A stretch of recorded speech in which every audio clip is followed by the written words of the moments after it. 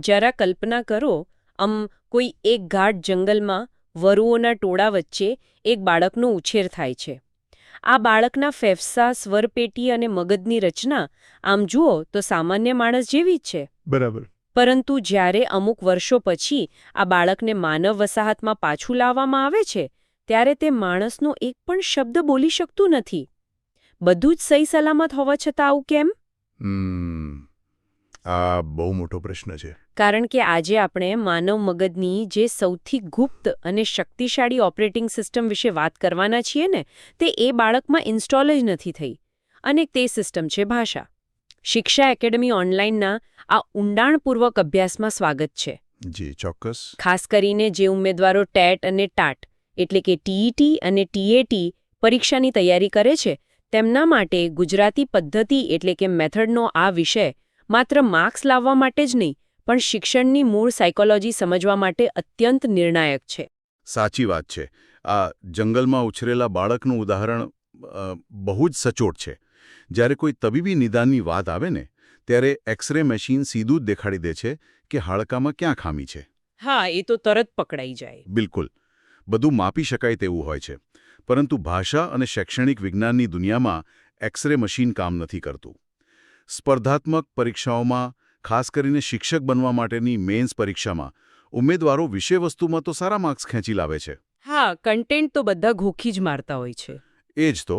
પણ જ્યારે પદ્ધતિ એટલે કે મેથડના પ્રશ્નો આવે ત્યારે અટવાઈ જાય છે.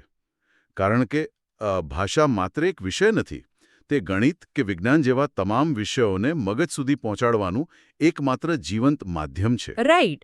અને આ જ કારણ છે કે એક ભાવિ શિક્ષક તરીકે માત્ર પાઠ્યપુસ્તક વાંચી જવું પૂરતું નથી. બાળકોનું વય કક્ષા મુજબ ભાષાનો વિકાસ કેવી રીતે થાય છે, તેની સંકલ્પના શું છે અને વર્ગખંડમાં ભાષા પ્રત્યેનો વ્યાવસાયિક અભિગમ કેવો હોવો જોઈએ તે સમજવું બહુ જ જરૂરી છે. ચોક્કસ. તો ચાલો આજના આ મહત્વપૂર્ણ સત્રની શરૂઆત કરીએ અને એક એક કરીને તમામ મુદ્દાઓને ઊંડાણથી સમજીએ. હવે આપણે સ્લાઇડ નંબર 1 સમજીએ. આનું મથાણું છે ભાષા, સંકલ્પના, સ્વરૂપ અને વિકાસ, શૈક્ષણિક અને વ્યાવસાયિક અભિગમ. આ શીર્ષક પોતે જ આખા વિષયનો અર્ક આપી દે છે. પરીક્ષાની દૃષ્ટિએ ભાષા વિજ્ઞાનનો ઊંડાણપૂર્વક અભ્યાસ શા માટે જરૂરી છે? કારણ કે શિક્ષકનો વ્યાવસાયિક અભિગમ એના પર જ ટકેલો છે. અચ્છા. જો શિક્ષકને ભાષાની સંકલ્પના જ નહીં ખબર હોય તો તે ક્લાસરૂમમાં વિષયને યોગ્ય સ્વરૂપમાં રજૂ જ નહીં કરી શકે. હા, એ તો છે. હવે આપણે સ્લાઇડ નંબર 2 સમજીએ. અહીં વિષય પરિચય આપવામાં આવ્યો છે, જેમાં 4 મુખ્ય મુદ્દા છે: વ્યવહારનું માધ્યમ, પ્રગતિનું શિખર, સંસ્કૃતિનો આધાર અને માનવીની ઓળખ. બરાબર. આપણે જે પેલા જંગલના બાળકની વાત કરીને, તેને આપણે એક એનાલોજીથી સમજીએ. જેમ કમ્પ્યુટરમાં ઓપરેટિંગ સિસ્ટમ હોય છે, તેમ માનવ મગજ માટે ભાષા છે. બહુ જ સરસ ઉદાહરણ આપ્યું. કારણ કે સામાન્ય રીતે આપણે બુદ્ધિને સર્વોચ્ચ માનીએ છીએ, પણ વાસ્તવિકતા એ છે કે પ્રાણીઓ પાસે પણ અમુક અંશે બુદ્ધિ તો હોય જ છે. હા, ચિમ્પાન્ઝી કે ડોલ્ફિન પાસે બુદ્ધિ હોય જ છે ને. બિલકુલ. તેમની પાસે અવાજ પણ છે. પરંતુ માણસને અન્ય પ્રાણીઓથી અલગ પાડીને પ્રગતિના ઉચ્ચ શિખરે બેસાડનારું કોઈ તત્વ હોય તો તે ભાષા છે. આ મુદ્દો એમસીક્યુ માટે બહુ જ અગત્યનો છે. ઓહ, એટલે પરીક્ષામાં આ સીધું પૂછાઈ શકે? હા, એમસીક્યુમાં વારંવાર પૂછાય છે કે માનવ વિકાસનું કેન્દ્ર કયું તત્વ છે. ઓપ્શનમાં સમાજ, સંસ્કૃતિ, બુદ્ધિ અને ભાષા આપેલા હોય. મોટાભાગના ઉમેદવારો સ્વાભાવિક રીતે જ બુદ્ધિ પર ટીક કરીને આવે છે. હા, કારણ કે બુદ્ધિ જ સૌથી અગત્યની લાગે ને. પણ ના, ત્યાં સાચો જવાબ ભાષા આવે છે. માણસની પ્રગતિનું શિખર અને સંસ્કૃતિનો આધાર આ ભાષા જ છે. રાઈટ. હવે આપણે સ્લાઇડ નંબર 3 સમજીએ. આમાં પાશ્ચાત્ય વિદ્વાનોની પરિભાષા આપેલી છે. એડવર્ડ સપીર, સ્વીટ, એડગર સ્ટર્ટીવન્ટ અને રોબર્ટ હોલ જેવા વિદ્વાનોની વ્યાખ્યાઓ છે. પણ આ બધી વ્યાખ્યાઓ વાંચીએ ને તો મારા મનમાં એક પ્રશ્ન થાય છે. આ બધામાં યાદૃચ્છિક અને સંકેતો, આ 2 શબ્દો વારંવાર કેમ આવે છે? આ બહુ જ સારો પ્રશ્ન છે. અને ટાટની પરીક્ષા માટે આ વ્યાખ્યાઓ સમજવી બહુ જ જરૂરી છે. યાદૃચ્છિક એટલે અંગ્રેજીમાં જેને આપણે આર્બિટ્રરી કહીએ છીએ, એટલે કે સ્વૈચ્છિક. એટલે કે કોઈ લોજિક વગરનું. હા, એક રીતે કહીએ તો એમ જ. વસ્તુ અને તેના નામ વચ્ચે કોઈ જ કુદરતી કે લોજિકલ સંબંધ નથી હોતો. પાણીને આપણે પાણી કેમ કહીએ છીએ? કારણ કે આપણે પહેલેથી કહેતા આવ્યા છીએ. બસ એ જ યાદૃચ્છિકતા છે. સમાજે નક્કી કર્યું અને આપણે સ્વીકારી લીધું. આ તમામ પાશ્ચાત્ય વિદ્વાનોની વ્યાખ્યાઓનો સારાંશ એ છે કે મૂળભૂત રીતે આ સામાજિક સંપર્કનું માધ્યમ છે. અચ્છા. અને પરીક્ષામાં આ કેવી રીતે પૂછાય છે? ટેટ અને ટાટમાં આ વ્યાખ્યાઓ મોટાભાગે જોડકા સ્વરૂપે પૂછાય છે. એક તરફ વિદ્વાનોના નામ હોય અને બીજી તરફ તેમના કીવર્ડ્સ. ઉમેદવારોએ સ્વીટ સાથે ધ્વનિ સંકેતો અને રોબર્ટ હોલ સાથે વાચ્યશ્રાવ્ય આદતો એવું જોડીને યાદ રાખવાનું રહેશે. ઓકે, આ તો બહુ સરસ શોર્ટકટ થઈ ગયો. હવે આપણે સ્લાઇડ નંબર 4 સમજીએ. અહીં ભારતીય વિદ્વાનોની પરિભાષા છે, જેમાં પાણીની, પતંજલિ અને હિન્દી વ્યાકરણશાસ્ત્રીઓના મંતવ્યો રજૂ થયા છે. બરાબર. પાશ્ચાત્ય લોકો સમાજ અને સંકેતોની વાત કરે છે, પણ આપણા વિદ્વાનો સ્પષ્ટ ઉચ્ચારણ અને વાચિક માધ્યમ પર વધુ ભાર મૂકે છે. આવું કેમ? આ બંને દૃષ્ટિકોણ વચ્ચેનો જે ભેદ છે ને, તે આપણા ઐતિહાસિક સંદર્ભ સાથે જોડાયેલો છે. એટલે આપણી સંસ્કૃતિ સાથે. હા, આપણી ભારતીય શિક્ષણ વ્યવસ્થા ઋષિમુનિઓના સમયથી શ્રુતિ અને સ્મૃતિ પર આધારિત રહી છે. એટલે કે સાંભળવું અને યાદ રાખવું મૌખિક પરંપરા હતી. હા, વેદો અને ઉપનિષદો તો મોઢે જ રખાતા હતા. બિલકુલ. અને જો મંત્રના ઉચ્ચારણમાં સહેજ પણ ભૂલ થાય ને, તો એનો આખો અર્થ જ બદલાઈ જાય. એટલે ભારતીય પરંપરામાં સાઉન્ડ સાયન્સ એટલે કે ધ્વનિ વિજ્ઞાન અને સ્પષ્ટ ઉચ્ચારણ પર સૌથી વધુ ભાર મુકાયો. ઓહ, એટલે પશ્ચિમ માટે ભાષા એક સામાજિક વ્યવસ્થા છે, જ્યારે ભારત માટે તે શુદ્ધ વાચિક માધ્યમ છે. એકદમ સચોટ તારણ કાઢ્યું તમે. હવે આપણે સ્લાઇડ નંબર 5 સમજીએ. આમાં ભાષા એટલે શું તેનું સંકલન આપેલું છે. આખી એક 4 સ્ટેપની પ્રક્રિયા વર્ણવી છે. પહેલા યાદૃચ્છિક ગોઠવણી, પછી વાચિક લેખિત સંકેતો, પછી સામાજિક ઘટના અને છેલ્લે કુશળતાપૂર્ણ માધ્યમ. આ ચારે સ્ટેપ્સ ભાષાના વિકાસનું ક્રમ બતાવે છે. અને અહીં સ્લાઇડમાં એક બહુ સરસ કોડ છે. ભાષા મૂળભૂત રીતે માત્ર અવાજ નથી. હા, તો પછી શું છે? એ એક ત્રિવેણી સંગમ છે. અવાજ, અર્થ અને સમાજની સ્વીકૃતિનો. અને છેલ્લું જે સ્ટેપ છે ને, કુશળતાપૂર્ણ માધ્યમ, એ બહુ જ અગત્યનું છે. ભાષા એ કોઈ જાદુ નથી કે બસ મોટું થાય એટલે આવડી જાય. તો કેવી રીતે આવડે? તે મહાવરાને તાલીમથી જ ખીડવાય છે. અને એક શિક્ષક તરીકે ક્લાસરૂમમાં આ જ તાલીમ આપવાની હોય છે. રાઈટ. હવે આપણે સ્લાઇડ નંબર 6 સમજીએ.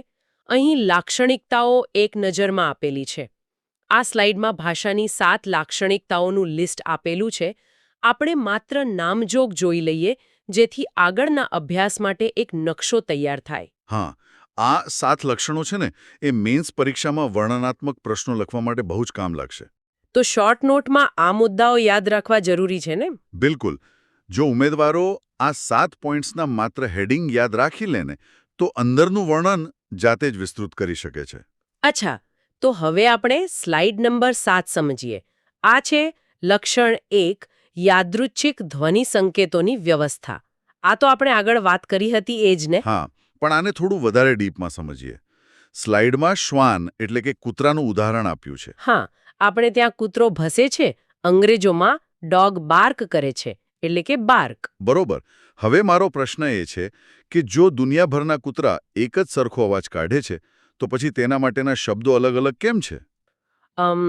કારણ કે દરેક દેશની ભાષા અલગ છે. હા, પણ એ અલગ કેમ પડી? કારણ કે વસ્તુ અને તેના નામ વચ્ચે કોઈ કુદરતી સંબંધ નથી. જો કુદરતી સંબંધ હોત ને, તો આખી દુનિયામાં એક જ શબ્દ હોત. ઓહો, હવે સમજાયું. હા, એટલે પ્રાણી જે અવાજ કાઢે છે તે નૈસર્ગિક છે, પણ માણસે તેને જે નામ આપ્યું તે યાદૃચ્છિક છે, આર્બિટ્રરી છે, સમાજની પરંપરાગત સ્વીકૃતિ છે. બહુ સરસ રીતે સમજાવ્યો. હવે આપણે સ્લાઇડ નંબર 8 સમજીએ.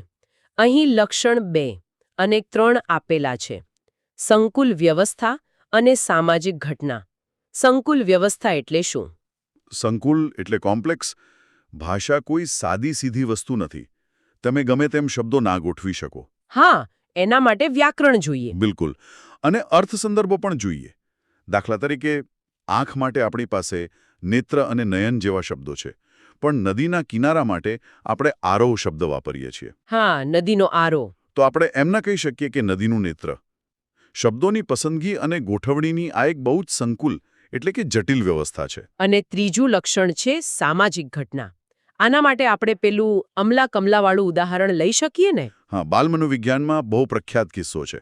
અમલા અને કમલા નામની બે બાળકીઓ જંગલમાં વરુઓ વચ્ચે ઉછરી હતી. જ્યારે તેમને સમાજમાં લવાઈ ત્યારે તેઓ માણસની જેમ બોલી શકતી ન હતી, માત્ર ઘુરક્યાં કરતી હતી. ઓહ બાપરે! એટલે કે માણસ હોવા છતાં ભાષા નહોતી આવડતી. રાઈટ. આ સાબિત કરે છે કે મનુષ્ય ભાષા સમાજમાં જ શીખે છે. સમાજ વિના ભાષા શક્ય જ નથી. આ સંપૂર્ણપણે સામાજિક ઘટના છે. રાઈટ. હવે આપણે સ્લાઇડ નંબર 9 સમજીએ. અહીં લક્ષણ 4 અને 5 છે. ટેવોનો સમૂહ અને મેળવેલો સંસ્કાર. અહીં મારે એક પ્રશ્ન ઉઠાવવો છે. શું બાળક જન્મે ત્યારે ભાષા લઈને જ જન્મે છે કે પછીથી શીખે છે? આ જ તો સૌથી મોટો ભ્રમ છે. ઘણાને લાગે છે કે ભાષા જન્મજાત હોય છે. પણ ના, ભાષા એ મેળવેલો સંસ્કાર છે. અંગ્રેજીમાં જેને આપણે એક્વાયર્ડ કલ્ચર કહીએ છીએ. એટલે વારસામાં મળેલી પ્રોપર્ટી જેવું નહીં, પણ જાતે કમાવી પડે એવી વસ્તુ છે? હા, વાતાવરણમાંથી ગ્રહણ કરવી પડે છે. અને લક્ષણ 4 જે છે, ટેવોનો સમૂહ, એ બહુ ઇન્ટરેસ્ટિંગ છે. પ્રદેશ પ્રમાણે લોકોના લહેકા બદલાય છે, જેને આપણે ડાયલેક્ટ્સ કે બોલી કહીએ છીએ. હા, પેલી કહેવત છે ને, 12 ગાઓએ બોલી બદલાય. એકદમ સાચું. કાઠિયાવાડનો લહેકો અને સુરતનો લહેકો અલગ છે. આ બધું ટેવોનો સમૂહ જ છે. અને આ જ મેળવેલા સંસ્કારને કારણે જ સાહિત્યિક સર્જન થાય છે. કવિતા કે અલંકાર લખવા એ પણ ભાષાની સર્જનાત્મકતા છે. પ્રત્યાયન અને સાંસ્કૃતિક સંક્રમણ. પ્રત્યાયન એટલે તો કમ્યુનિકેશન ને? હા, પ્રત્યાયન એ સમાજનું ચાલક બળ છે. જો આપણે એકબીજા સાથે વાત જ ન કરી શકીએ તો સમાજ ચાલે જ નહીં. અને સાંસ્કૃતિક સંક્રમણ એટલે શું? આને સમજવા પશુઓ અને માનવી વચ્ચેનો તફાવત જોવો પડે. પશુઓની મર્યાદા છે. કાગડો કાં કાં કરીને બીજા કાગડાને બોલાવી શકે, પણ એ માત્ર વર્તમાનનો જ સંકેત આપે છે કે અહીં જમવાનું પડ્યું છે. હા, એવું તો ના જ કહી શકે કે ગઈકાલે મેં અહીં પૂરી ખાધી હતી. આજ તો વળી. જ્યારે માનવીની વિશેષતા એ છે કે આપણી ભાષા ભૂતકાળ, વર્તમાનકાળ અને ભવિષ્યકાળ ત્રણેયમાં જ્ઞાનનું સંક્રમણ કરી શકે છે. હજારો વર્ષ જૂના રામાયણના પાઠ આપણે આજે કરી શકીએ છીએ, એ સાંસ્કૃતિક સંક્રમણ છે. ઓહો, આ તો જાણે ભાષાનો ટાઈમ ટ્રાવેલ મશીન થઈ ગયું. બિલકુલ સાચી વાત. હવે આપણે સ્લાઇડ નંબર 11 સમજીએ. આમાં ભાષાના મૂળભૂત ઘટકો આપેલા છે. મુખ્ય 3 સ્તર છે. વર્ણ કે અક્ષર, જેને અંગ્રેજીમાં ફોનીમ્સ કહેવાય છે. પછી રૂપ કે શબ્દ, જેને મોર્ફીમ કહેવાય છે. અને અંગ, જેને સ્ટેમ કે બેઝ કહેવાય છે. ઉમેદવારોએ ખાસ ધ્યાન આપવું.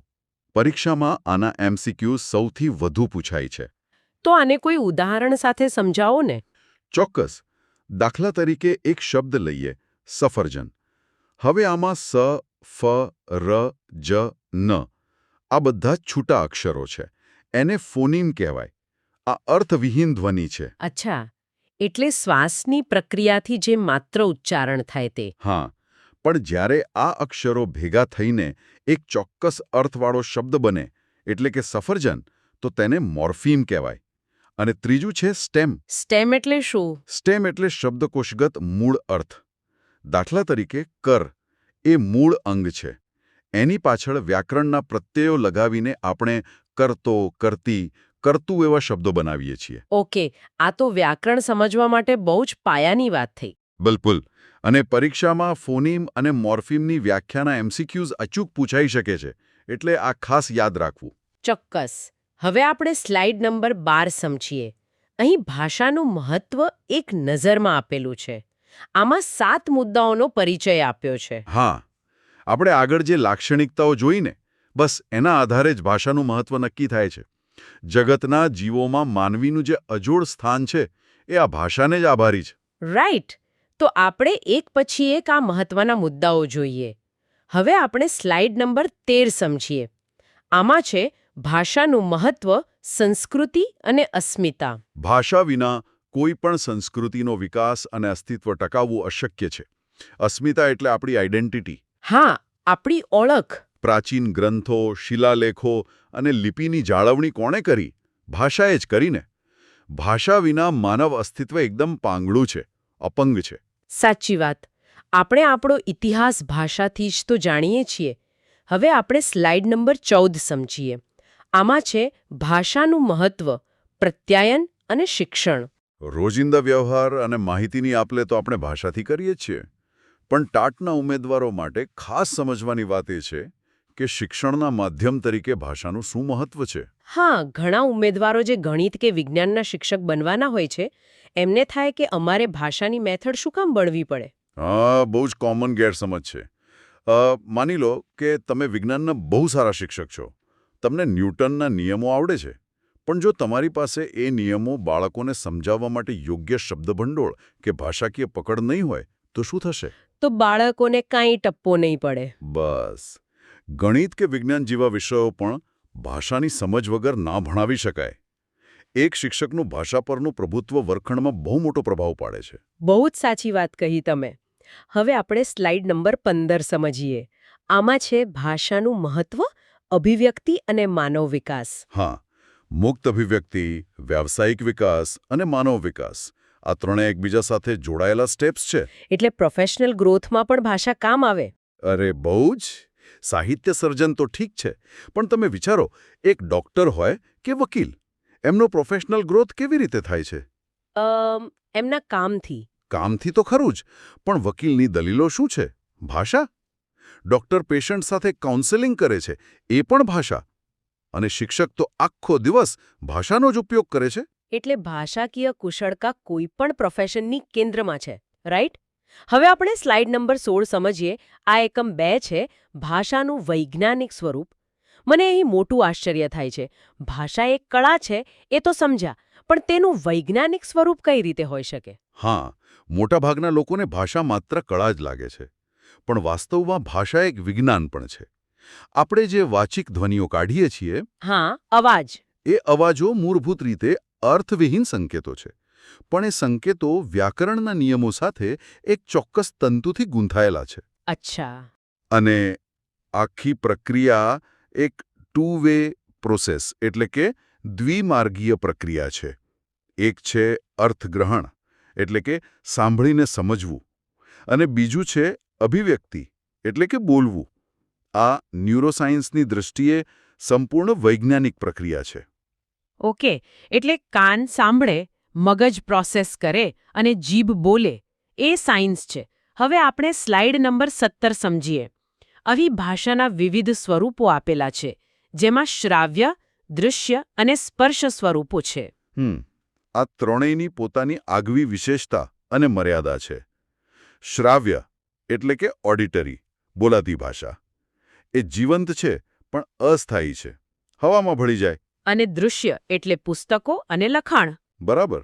દૃશ્ય એટલે વિઝ્યુઅલ, જે ચિરંજીવી છે, વર્ષો સુધી સચવાય છે.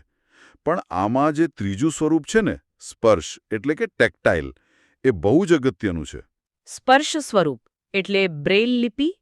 ખરેખર બહુ જ સેન્સિટિવ અને અગત્યનો મુદ્દો છે આ. હવે આપણે સ્લાઇડ નંબર 18 સમજીએ.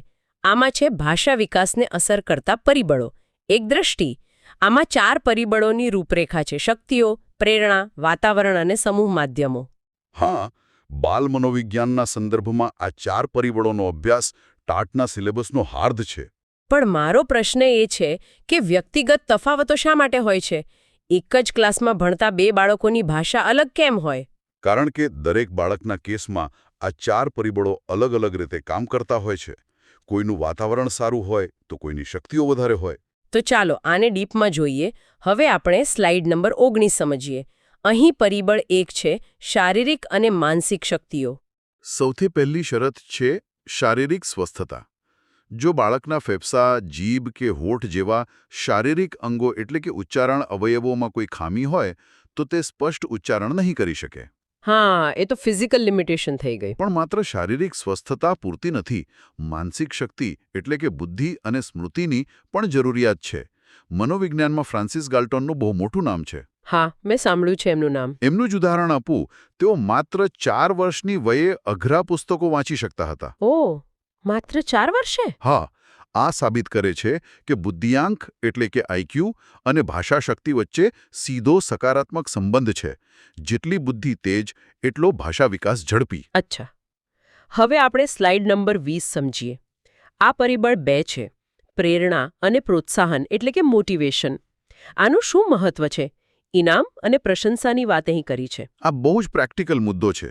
માની લો કે પેલો ફ્રાન્સિસ ગાલ્ટન જેવો બહુ ઊંચો આઈક્યુ ધરાવતો છોકરો છે, પણ જ્યારે એ કંઈ નવું બોલે અને તેને કોઈ પ્રશંસા જ ના મળે તો એ નિરાશ થઈ જાય. બિલકુલ. નાના ઇનામો કે શાબાશી બાળકનો આત્મવિશ્વાસ વધારે છે. જ્યારે પ્રેરણાનો અભાવ હોય ને અને સતત ટોકવામાં જ આવે તો અત્યંત બુદ્ધિશાળી બાળકની ભાષા પણ કુંઠિત થઈ જાય છે. એટલે મનોવૈજ્ઞાનિક હકીકત એ છે કે માત્ર આઈક્યુ કામ નથી આવતો, પ્રોત્સાહન પણ જોઈએ જ. એકદમ સાચું. રાઈટ? હવે આપણે છેલ્લી સ્લાઇડ એટલે કે સ્લાઇડ નંબર 21 સમજીએ. આમાં છે પરિબળ 3 વાતાવરણ, જેમાં પરિવાર અને મિત્રવર્તુળ બંનેની વાત છે. પરિવાર ઉદ્ગમ સ્થાન છે અને મિત્રવર્તુળ વિસ્તાર છે. હા, આજકાલના સમયમાં તમે જુઓ, માતા પિતા બંને વ્યસ્ત હોય છે. તો વ્યસ્ત માતા પિતાના બાળકોમાં ભાષા વિકાસ ધીમો કેમ પડે છે? કારણ કે એમની સાથે વાત કરવાવાળું કોઈ હોતું જ નથી. હા, અને આ બહુ મોટી સમસ્યા છે. ઘરનું વાતાવરણ ભાષાનું મૂળ છે. અને જ્યારે બાળક ઘરની બહાર નીકળે છે ને, ત્યારે મિત્રવર્તુળ એટલે કે પિયર ગ્રુપનો રોલ ચાલુ થાય છે. એટલે બાળકો એકબીજા પાસેથી શીખે. ચોક્કસ. રમતના મેદાનમાં મિત્રો પાસેથી બાળક સ્વયંભૂ રીતે નવા શબ્દો શીખે છે. રમતગમત દ્વારા તે ગુસ્સો, પ્રેમ, નિરાશા જેવી લાગણીઓ વ્યક્ત કરતા શીખે છે. આ એક બહુ મોટી મનોવૈજ્ઞાનિક પ્રક્રિયા છે. ખરેખર. આખી સફર પર નજર કરીએ તો આપણે ભાષાના અર્થથી લઈને તેના વિકાસને અસર કરતા તમામ પરિબળોને વિગતવાર સમજ્યા. એડવર્ડ સપીરથી માંડીને અમલા કમલાના કિસ્સા સુધી. હા, અને આજના આ ઊંડાણપૂર્વક અભ્યાસના અંતે ભવિષ્યના તમામ શિક્ષકો માટે મારે એક અંતિમ વિચાર રજૂ કરવો છે. ચોક્કસ જણાવો. જ્યારે તમે પરીક્ષા પાસ કરીને વર્ગખંડમાં જશો ને, ત્યારે તમે માત્ર કોઈ ચોપડીનું વિષયવસ્તુ નહીં પીરસો, પણ તમારી ભાષા દ્વારા, તમારા એક એક શબ્દ દ્વારા એક આખી પેઢીના વિચારોનું નિર્માણ કરશો. વિચારજો, એક શિક્ષક તરીકે તમારી ભાષાકીય સજ્જતા વિદ્યાર્થીઓના ભવિષ્યને કેટલો મોટો આકાર આપી શકે છે. બહુ જ ગહન વિચાર છે આ. તમારી ભાષા જ આવતીકાલનું નિર્માણ કરશે. જુઓ, સ્પર્ધાત્મક પરીક્ષાઓમાં આપણે મેથડના પ્રશ્નો માત્ર ગોખીને પાસ થવા માંગીએ છીએ, પણ અહીં એક બહુ જ મહત્વની વાત સમજવી રહી. ગુજરાતી મેથડ એટલે કે માતૃભાષા પદ્ધતિ એ માત્ર રોકડા માર્ક્સ અપાવતો વિષય નથી. હા, ગોખણપટ્ટીથી કદાચ થોડા માર્ક્સ આવી જાય, પણ જો કોઈ શિક્ષક માતૃભાષાના શૈક્ષણિક હેતુઓ અને તેની પાછળના મનોવિજ્ઞાનને યોગ્ય રીતે સમજી લે ને, તો તે વર્ગખંડમાં ખરેખર જાદુ સર્જી શકે છે. એક ઉત્તમ શિક્ષક બનવાના ડીએનએમાં જ માતૃભાષા રહેલી છે. એકદમ સાચું. તો ચાલો આપણે સીધા જ આપણા આજના વિશ્લેષણ પર આવીએ. હા, હવે આપણે સ્લાઇડ નંબર 1 સમજીએ. આ સ્લાઇડનું હેડિંગ છે માતૃભાષા શિક્ષણ, જ્ઞાન અને સંસ્કૃતિનો પાયો, શૈક્ષણિક અર્થ, મહત્વ અને હેતુઓની બ્લુપ્રિન્ટ. બરાબર. તો મારો સૌથી પહેલો પ્રશ્ન એ છે કે બીએડના અભ્યાસક્રમમાં માતૃભાષાને સીધી જ જ્ઞાન અને સંસ્કૃતિનો પાયો કહી દેવામાં આવી છે. આવું કેમ?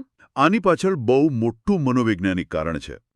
જેમ આપણે ઇમારતની વાત કરી, તેવી જ રીતે માનવ મગજમાં વિચારોની ઇમારત માતૃભાષાના પાયા પર જ ચણાય છે.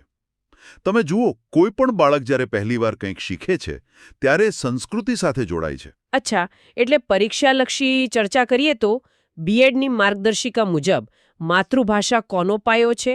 આવો સીધો એમસીક્યુ પૂછાઈ શકે ને? હા, બિલકુલ. અને એનો જવાબ આવશે જ્ઞાન અને સંસ્કૃતિનો પાયો. ઉમેદવારોએ આ શબ્દો ખાસ પકડી રાખવાના છે. બરાબર છે. હવે આપણે સ્લાઇડ નંબર 2 સમજીએ. આમાં હેડિંગ આપ્યું છે પ્રસ્તાવના માનવ પ્રગતિનું મૂળભૂત માધ્યમ. હા, અહીં આપણે ભાષા અને માનવ પ્રગતિ વચ્ચેનો સંબંધ ડીકોડ કરવાનો છે. તમે માનવ જાતિની ઉત્ક્રાંતિ જુઓ. એક સમયે જંગલોમાં ભટકતો માનવી આજે સ્પેસમાં પહોંચ્યો છે. એ વાત તો છે, પણ એમાં ભાષાનો શું ફાળો? બહુ મોટો ફાળો છે, કારણ કે તે પોતાના જ્ઞાન અને અનુભવોને ભાષા દ્વારા જ આગલી પેઢીને ટ્રાન્સફર કરી શક્યો. બીજો મુદ્દો એ છે કે માણસ એક સામાજિક પ્રાણી છે.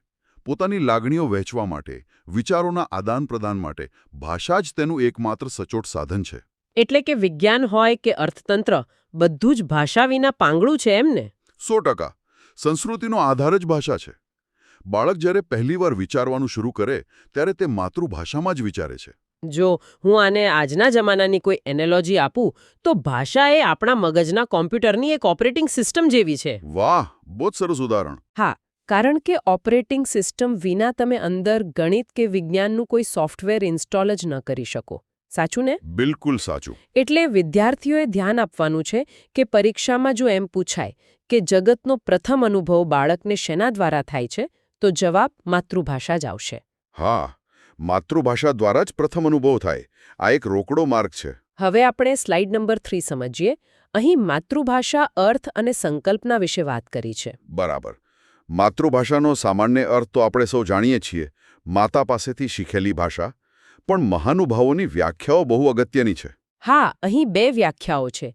પહેલી છે કોલરીજની, જે કહે છે કે માતૃભાષા એ હૃદયની ભાષા છે. અને બીજી છે રાહુલ સંકૃત્યાયનની, જે બહુ જ રસપ્રદ છે. હા, એમણે કહ્યું છે કે જેના બોલવામાં અભણ માણસ કે બાળક પણ વ્યાકરણની ભૂલ ન કરે તે માતૃભાષા. પણ સાહેબ, અહીં મારો એક કાઉન્ટર પ્રશ્ન છે. પૂછો. મારું લોજિક એમ કહે છે કે વ્યાકરણના નિયમો જાણ્યા વિના સાચું વ્યાકરણ કેવી રીતે બોલાય? બાળક તો ક્યારે નિશાળે ગયું જ નથી. બહુ જ તાર્કિક પ્રશ્ન છે. આની પાછળ સહજ સંપાદન એટલે કે નેચરલ એક્વિઝિશનની પ્રક્રિયા કામ કરે છે. આ કોઈ ગોખવાની પ્રક્રિયા નથી. એટલે કે બાળક એની જાતે જ શીખી જાય છે? હા, બાળક જ્યારે ઘરમાં મોટું થતું હોય ને, ત્યારે તે સ્પોન્જની જેમ ભાષા ગ્રહણ કરે છે. તે આસપાસના લોકોને સાંભળીને મગજમાં પોતાની રીતે જ એક પેટર્ન બનાવી લે છે. અચ્છા, એટલે જ 2.5 વર્ષનું નાનું બાળક પણ ક્યારેય એમ નથી બોલતું કે હું પાણી ખાઉં છું. તે હંમેશા હું પાણી પીઉં છું જ બોલશે. બરાબર પકડ્યું. તેણે ક્રિયાપદ નથી ભણ્યું, છતાં તેનું મગજ સાચું જ પ્રોસેસ કરે છે. આ જ માતૃભાષાની તાકાત છે. ખરેખર અદ્ભુત પ્રક્રિયા છે આ મગજની. અને હા, MCQ માટે યાદ રાખજો કે હૃદયની ભાષા તરીકે માતૃભાષાને કોણે ઓળખાવી, તો જવાબ આવશે કોલેરીજ. એકદમ સાચું. હવે આપણે સ્લાઇડ નંબર 4 સમજીએ. અહીં માતૃભાષા શિક્ષણના 6 મૂળભૂત સ્તંભો આપેલા છે. હા, આ 6 સ્તંભો પર જ આખો આધાર ટકેલો છે. હું જરા એ 6 સ્તંભોના નામ બોલી જાઉં. શિક્ષણનું માધ્યમ, સામાજિકીકરણ, સાંસ્કૃતિક વારસો, પ્રત્યાયન, અન્ય વિષયોનો પાયો અને સર્વાંગી વિકાસ. જુઓ, શોર્ટ નોટ માટે આ 6 મુદ્દાઓની યાદી બહુ જ કામની છે. અને આમાં મહાત્મા ગાંધીનું એક અવતરણ છે, જે ખૂબ જ ઊંડી મનોવૈજ્ઞાનિક અસર ધરાવે છે. હા, ગાંધીજીએ કહ્યું હતું કે માતૃભાષા ગમે તેવી અધૂરી હોય તોય હું મારી માની છાતીએથી અળગો ન થાઉં, તેમ માતૃભાષાથી પણ ન થાઉં. બિલકુલ. ગાંધીજી અહીં સમજાવવા માંગે છે કે માતૃભાષા એ માત્ર શબ્દો નથી, એ બાળકની સુરક્ષા અને આત્મીયતાની અનુભૂતિ છે. અને શિક્ષણ મનોવિજ્ઞાન સાથે સીધો સંબંધ છે. હા, આ બહુ ભાવનાત્મક જોડાણ છે. હવે આપણે સ્લાઇડ નંબર 5 સમજીએ. અહીં પહેલા 2 સ્તંભોનું વિશ્લેષણ છે, સ્તંભ 1 અને 2, શિક્ષણ અને સમાજનું જોડાણ. બરાબર. સ્તંભ 1 એટલે કે શિક્ષણના માધ્યમ તરીકે માતૃભાષા. કોઈ પણ વિષયવસ્તુની સચોટ સમજ તેના દ્વારા જ આવે. અને અહીં રવિન્દ્રનાથ ટેગોરનું વિધાન આપેલું છે કે માતૃભાષા વિના શિક્ષણ અધૂરું અને અશક્ય છે. હા, અને સ્તંભ 2 છે સામાજિકીકરણના સાધન તરીકે.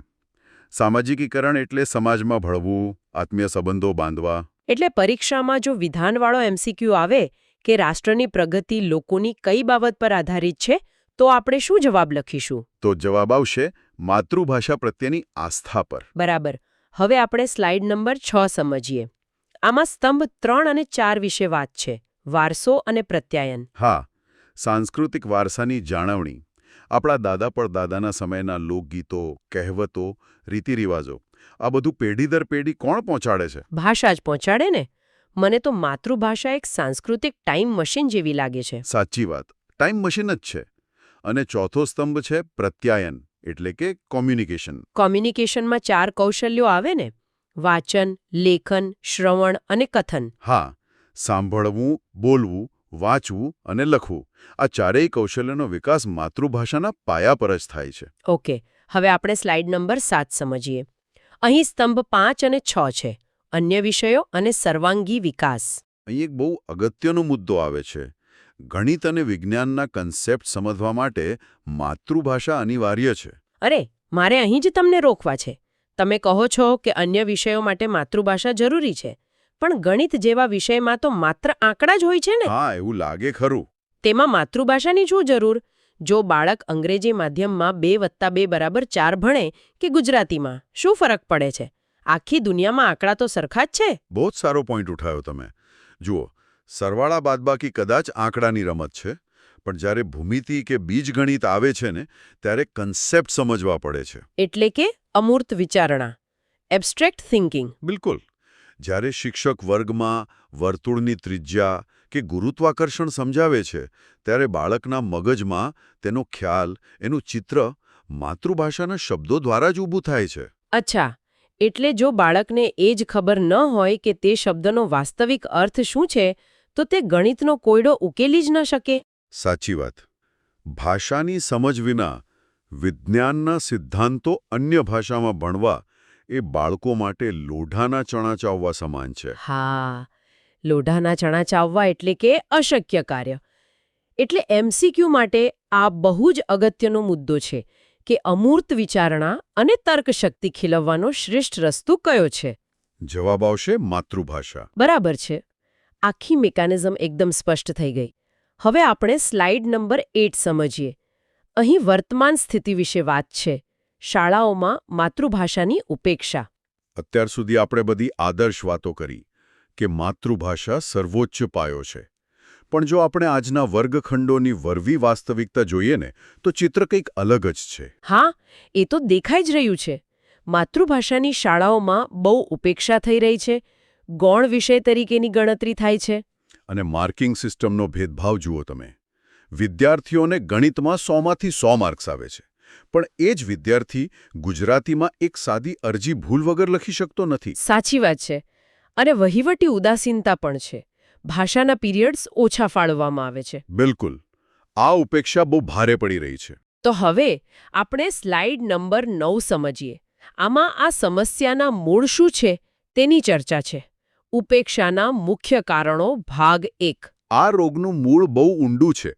અહીં 4 મુખ્ય કારણોનું આપણે વિશ્લેષણ કરીએ. પહેલું તો સમાજ અને વાલીઓનું અંગ્રેજીનો આંધળો મોહ. હા, વાલીઓને એમ જ છે કે બાળક અંગ્રેજી બોલે એટલે હોશિયાર. બરાબર.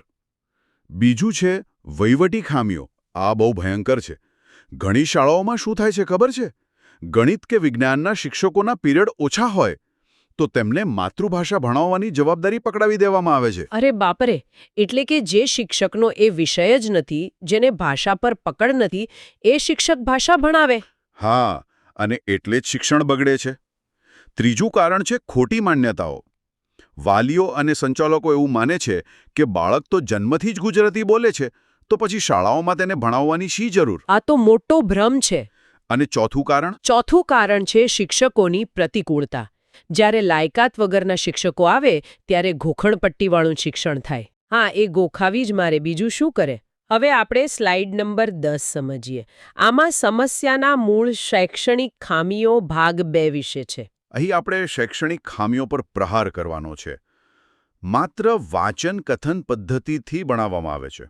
એટલે કે શિક્ષક વર્ગમાં આવે, ચોપડીમાંથી પાઠ વાંચે અને જતા રહે. તો વિદ્યાર્થીઓને કંટાળો જ આવવાનો છે ને? બિલકુલ.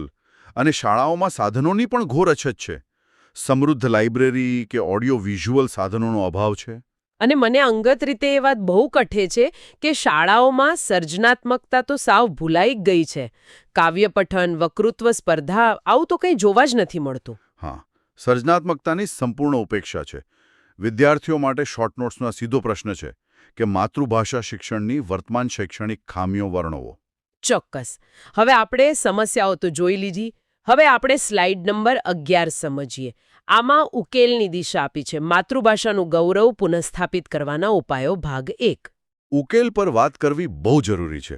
અહીં 3 સીધા ઉકેલ છે. પહેલું, અન્ય શિક્ષકો પર બોજો ઘટાડીને માતૃભાષા માટે પૂર્ણકાલીન અને યોગ્ય લાયકાત ધરાવતા શિક્ષકોની જ નિમણૂક થવી જોઈએ. હા, ભાષાના શિક્ષક ભાષા જ ભણાવવા જોઈએ. બીજો ઉકેલ એ છે કે વર્ગખંડમાં નીરસ વાંચનને બદલે નાટ્યકરણ કરાવો, પ્રોજેક્ટરનો ઉપયોગ કરો. અચ્છા, એટલે રોલ પ્લે કરાવીએ તો પાઠ જલ્દી સમજાય. અને ત્રીજો ઉકેલ? ત્રીજો ઉકેલ એ છે કે પેલો જન્મથી આવડે છે એવો ભ્રમ તોડી નાખો. શાળાઓમાં માતૃભાષાના શાસ્ત્રીય અને વ્યાકરણબદ્ધ શિક્ષણ પર ભાર મૂકવો પડશે. સાચી વાત. હવે આપણે સ્લાઇડ નંબર 12 સમજીએ. અહીં ઉકેલની દિશા પ્રવૃત્તિઓ અને સંસાધનો ભાગ 2ની વાત છે. અહીં વર્ગખંડને જીવંત બનાવવાના ઉપાયો છે. ગોખણપટ્ટી બંધ કરાવીને વ્યાકરણને ભાષાકીય રમતો દ્વારા શીખવવું જોઈએ. હા, ગેમ્સ રમાડીએ તો બાળકોને મજા આવે. બીજું શું કરી શકાય? કવિ સંમેલન અને નિબંધ સ્પર્ધાઓનું આયોજન કરવું જોઈએ. અને સૌથી અગત્યનું, ગ્રંથાલય એટલે કે લાઇબ્રેરીનો ફરજિયાત ઉપયોગ કરાવવો જોઈએ. એટલે પરીક્ષામાં જો એમ પૂછાય કે સાહિત્યિક રૂચિ વિકસાવવા માટે શિક્ષકે કઈ પ્રવૃત્તિઓ કરાવવી જોઈએ, તો આ બધા જ પોઈન્ટ્સ લખી શકાય ને? હા, ભાષાકીય રમતો, નિબંધ સ્પર્ધા અને ગ્રંથાલયનો ઉપયોગ. ચાલો, હવે આપણે સ્લાઇડ નંબર 13 સમજીએ. અહીંથી આપણે આ ડીપ ડાઇવના સૌથી મહત્વના અને થોડા ટેકનિકલ પડાવ પર આવીએ છીએ. હેડિંગ છે શૈક્ષણિક બ્લુપ્રિન્ટ, હેતુઓની સંકલ્પના. બરાબર. આ બહુ જ ધ્યાનથી સમજવા જેવો મુદ્દો છે. તો મારો પ્રશ્ન એ છે કે આ શૈક્ષણિક હેતુ એટલે શું? અહીં એનસીઈઆરટીની એક વ્યાખ્યા છે કે શિક્ષણ દ્વારા વિદ્યાર્થીના વર્તનમાં લાવવામાં આવતું અપેક્ષિત અને વ્યવસ્થિત પરિવર્તન.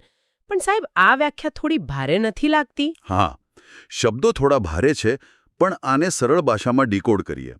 તમે એક શિક્ષક તરીકે ક્લાસમાં જાઓ, એ પહેલાં તમારા મગજમાં એક ટાર્ગેટ હોય છે. તમે નક્કી કરો છો કે આજે 40 મિનિટના ક્લાસ પછી મારો વિદ્યાર્થી આટલું નવું શીખીને બહાર નીકળશે. અચ્છા, એટલે કે તેના વિચારવામાં આ બદલાવ આવશે. બિલકુલ. એ જે અગાઉથી નક્કી કરેલો ટાર્ગેટ કે બદલાવ છે ને, તેને જ શૈક્ષણિક હેતુ કહેવાય. ડૉક્ટર બેન્જામિન બ્લૂમ આને બહુ સરસ રીતે ત્રિપરિમાણીય પ્રક્રિયા કહે છે. ત્રિપરિમાણીય એટલે કે 3D પ્રોસેસ. કઈ રીતે? જુઓ, આમાં 3 વસ્તુઓ એકબીજા સાથે જોડાયેલી છે. પહેલા તમે શૈક્ષણિક હેતુ નક્કી કરો.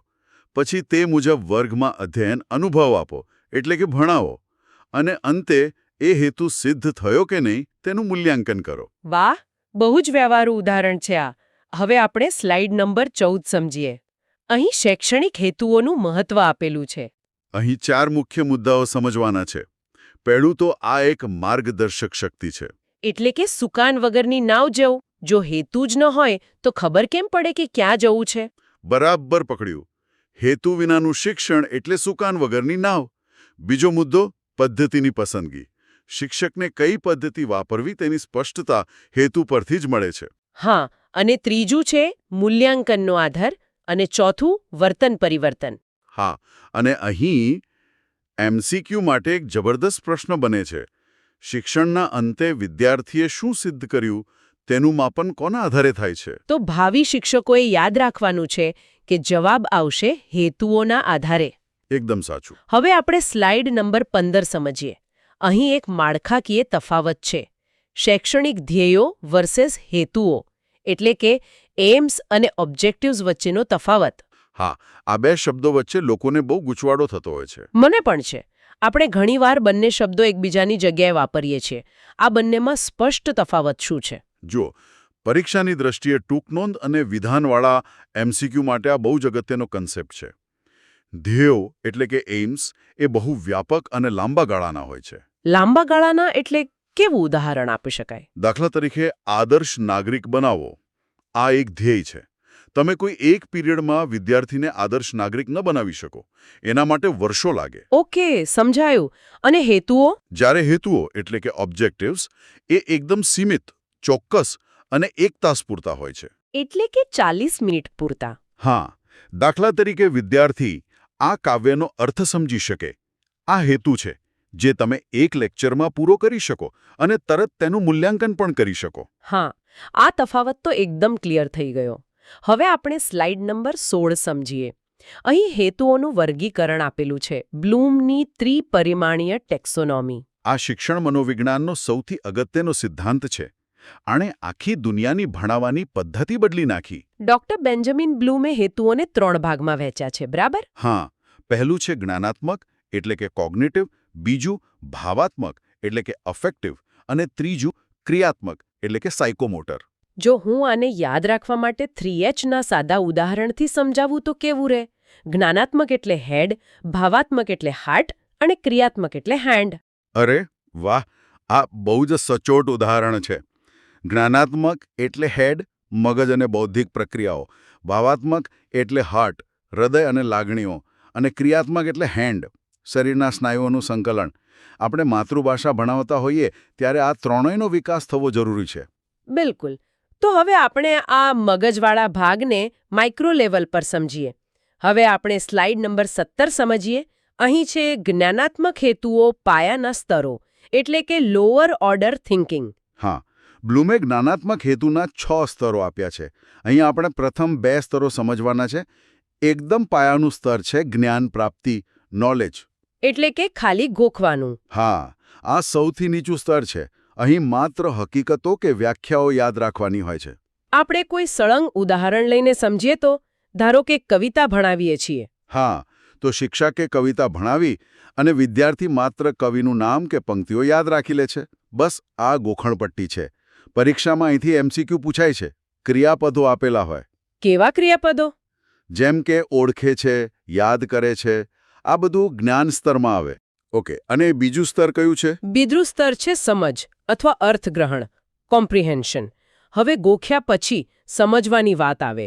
વિદ્યાર્થીએ કવિતાને પોતાના શબ્દોમાં સમજાવે છે. અચ્છા, એટલે જો MCQમાં એમ પૂછાય કે વિદ્યાર્થી 2 કવિતાઓ વચ્ચેનો તફાવત આપે છે, તો એ કયા સ્તરમાં આવે? એ સમજ સ્તરમાં જ આવે. કારણ કે જ્યાં સુધી તમે સમજ્યા ન હો ત્યાં સુધી તમે તફાવત ન આપી શકો. આના ક્રિયાપદો છે વર્ણન કરે, તફાવત આપે. બરાબર છે. હવે આપણે સીડી થોડી ઉપર ચડીએ. હવે આપણે સ્લાઇડ નંબર 18 સમજીએ. અહીં જ્ઞાનાત્મક હેતુઓના મધ્યમ સ્તરોની વાત છે, ઇન્ટરમીડિયેટ થિંકિંગ. હા, અહીં ત્રીજું સ્તર છે ઉપયોજન, એપ્લિકેશન, એટલે કે મેળવેલા જ્ઞાનનો નવી પરિસ્થિતિમાં ઉપયોગ કરવો. પેલા કવિતાના ઉદાહરણમાં આને કેવી રીતે ફિટ કરીશું? ધારો કે કવિતામાં વિદ્યાર્થી કોઈ નવો અલંકાર શીખ્યો. હવે તે એ અલંકારનો ઉપયોગ કરીને જાતે કોઈ નવું વાક્ય બનાવે તો તેણે જ્ઞાનનું ઉપયોજન કર્યું કહેવાય. વાહ! આના ક્રિયાપદો કેવા હોય? આના ક્રિયાપદો છે ઉપયોગ કરે, નિદર્શન કરે. અને ચોથું સ્તર? ચોથું સ્તર છે વિશ્લેષણ, એનાલિસિસ. અહીં સમગ્ર બાબતને નાના ટુકડાઓમાં વહેંચવાની છે. એટલે ધારો કે આખી કવિતામાંથી વિદ્યાર્થી કર્તા, કર્મ અને ક્રિયાપદ છૂટા પાડે છે. તો આ તો જાણે ભાષાનું પોસ્ટમોર્ટમ કરવા જેવું થયું ને? હા, બરાબર. એ જ વિશ્લેષણ છે. એના ક્રિયાપદો પકડજો, છૂટું પાડે, વર્ગીકરણ કરે. બહુ જ સ્પષ્ટ છે. હવે આપણે છેક ટોચના સ્તરો પર પહોંચીએ. હવે આપણે સ્લાઇડ નંબર 19 સમજીએ. અહીં જ્ઞાનાત્મક હેતુઓના સર્વોચ્ચ સ્તરો આપ્યા છે. Higher order thinking. હા, અહીં 5મો સ્તર છે સંશ્લેષણ, સિન્થેસિસ. આ પેલા પોસ્ટમોર્ટમ એટલે કે વિશ્લેષણનું બરાબર ઊંધું છે. ઊંધું એટલે છૂટી માહિતીને જોડીને નવું સર્જન કરવું એમ? બિલકુલ. વિદ્યાર્થી કવિતામાંથી પ્રેરણા લઈ પોતાના મૌલિક વિચારો ઉમેરીને એક નવો જ નિબંધ કે પોતાની કવિતા રચે છે. ઓહો!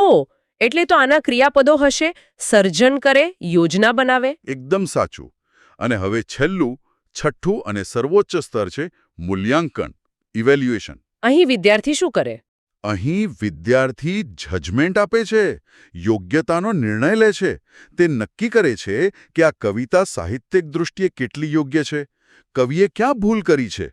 એટલે કે વિદ્યાર્થી ખુદ વિવેચક બની જાય છે. હા, અને તેના ક્રિયાપદો છે નિર્ણય લે, ટીકા કરે.